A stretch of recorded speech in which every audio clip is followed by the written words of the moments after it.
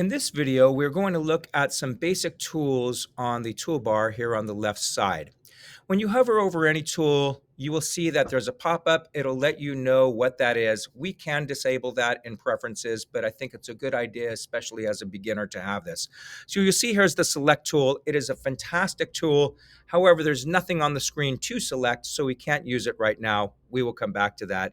And as you see, if you anywhere that you go, if I come over here and I hover and I let go of my mouse, by the way, that's the key. Let go of your mouse. It'll tell you what type of tool that is. That's an advanced animation tool called rotate. Well, let's skip over select and we're going to come down here to the rectangle tool. That's an easy one to find. It's in the shape of a rectangle and it is in blue.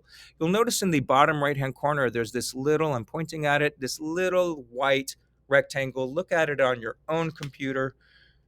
And then what I want you to do is click and hold your left mouse key. So I'm going to click and hold right there. You'll see that you get a pop-up of several different options. There's rectangle, ellipse, line, and polyline. And then when you click on one of these, for instance, ellipse, it will change the tool to that. Now in the shapes tool area, this is really easy to understand. Oh, that's a shape. The ellipse is a shape, or a line is a shape. I know this is where to come and switch it back to rectangle. Some of these extra drop-down menus can be harder. The extra drop-down menus for any of these tools will have that white triangle.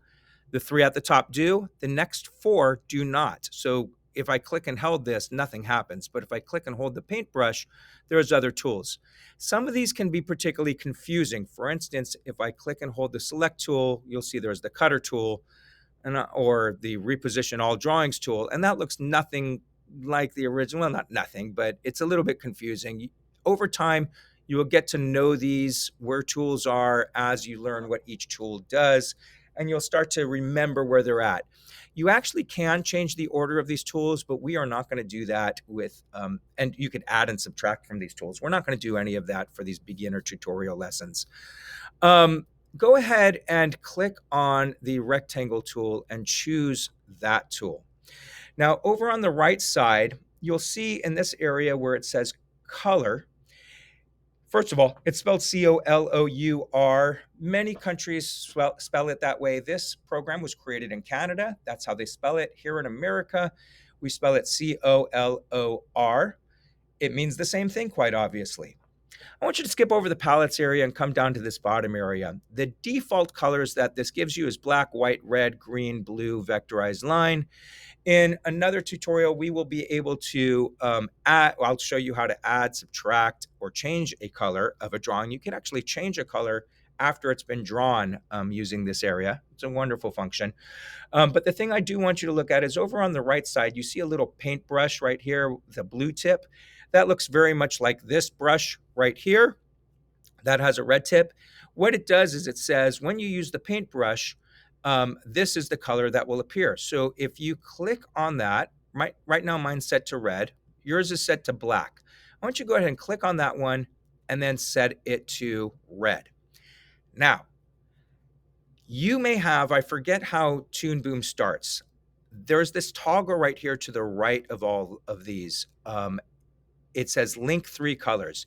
If you click on one of these colors and they all turn the same color, that's okay to do. But for this tutorial, I want you to unlink those. So go to the right of these 3 colors and then click on that. I'm going to go back to the brush, set that to red.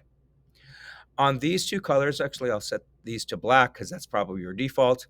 You set that to red, change the pencil color right there, click on that, set that to green, and then click on the paint bucket or the paint tool, click on that, and change that to blue. So I could show you what to do. So we're on red right there.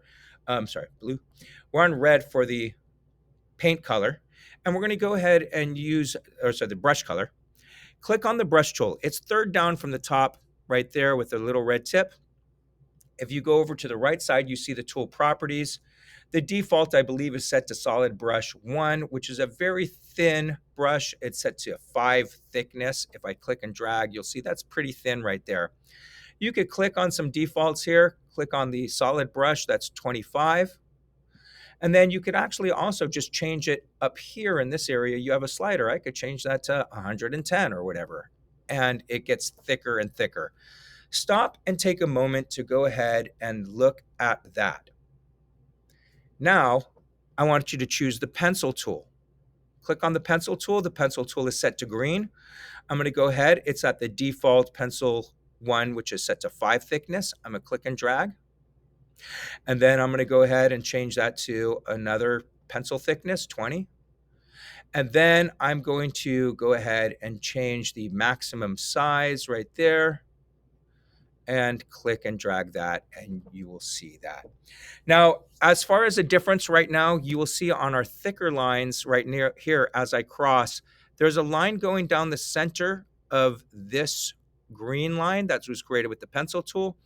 And then there's lines on the outside of this red line right here that was from the brush. We're going to go ahead and take a look at that in another video. I just want you to recognize that. Finally, before we move on, go ahead and click on the rectangle tool. You'll see when you click on the rectangle tool that the pencil properties right here actually originally would default to 5 right there. And if I created a rectangle, you're going to see the stroke. It's not at 5 right now. It's at 8.4, but still, let's see what happens. I don't know. No, it doesn't change automatically. Oh, undo that. It's set to 5. You're going to see something as thin as that. This is the stroke or the border. Go ahead and delete everything. The stroke or the border of the rectangle. And this stroke or border is going to be set to whatever size you have in the rectangle tool property. So if I created another one with a thicker one, let's set that up to about 40 right there. You can see that's quite thick. Now, if I change to the paint bucket tool, the paint tool right there, it's defaulted to blue right now.